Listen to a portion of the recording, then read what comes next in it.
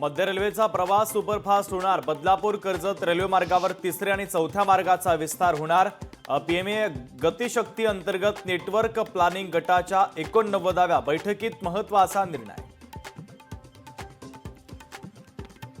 रायगड ते मुंबई गोवा महामार्गावर उद्या 12 तास अवजाड वाहनांना बंदी। कोकणात होळीच्या निमित्तानं गेलेल्या चाकरमान्यांचा उद्या परतीचा प्रवास असल्यानं वाहतूक कोंडी टाळण्यासाठी महत्त्वाचा निर्णय।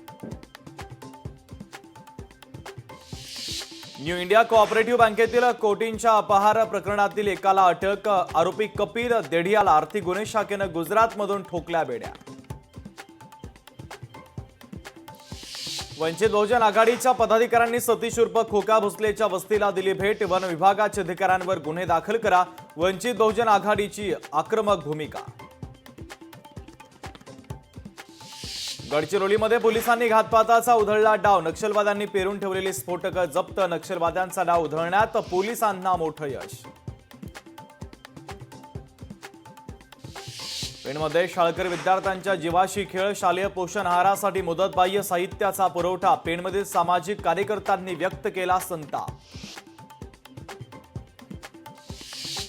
डॉक्टर बाबासाहेब आंबेडकर मराठवाडा विद्यापीठाचा 354 कोटींचा अर्थसंकल्प मंजूर। अर्थसंकल्पातील तूट केवळ 6%। मिलिंद एकबोटेंना संभाजीनगर जिल्हा बंदी। 16 मार्च ते 5 एप्रिलच्या दरम्यान जिल्हा बंदीचे आदेश। खुलताबादमधील औरंगजेबाची कबर नष्ट करण्याचा मिलिंद एकबोटेंनी दिला होता इशारा।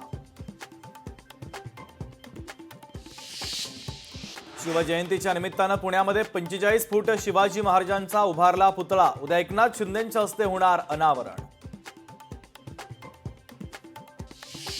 सरकारकडून विभागीय चौकशीसाठी नवी नियमावली जाहीर। आरोपीसोबत संबंध असलेल्या व्यक्तीला यापुढे खातेनिहाय चौकशी करता येणार नाही।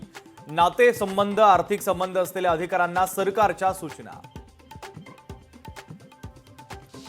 राज्यातील सर्व वाहनांना 1 एप्रिलपासून फास्टॅग बंधनकारक। महाराष्ट्र राज्य रस्ते विकास महामंडळाचा महत्त्वाचा निर्णय, अन्यथा दुप्पट टोल भरावा लागणार।